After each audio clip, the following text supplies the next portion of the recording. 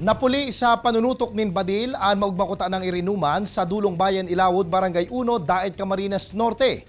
Ini makalis mapikon ang 28 anyos na suspect, makali sabihan subot ini kan biktima nin I love you.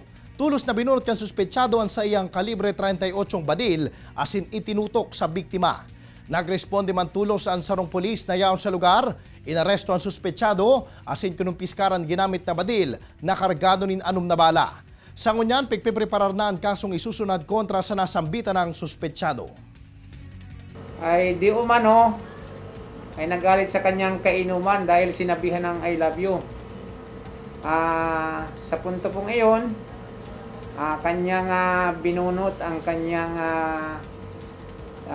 38 baril, caliber 38 po ito na may 6 na bala.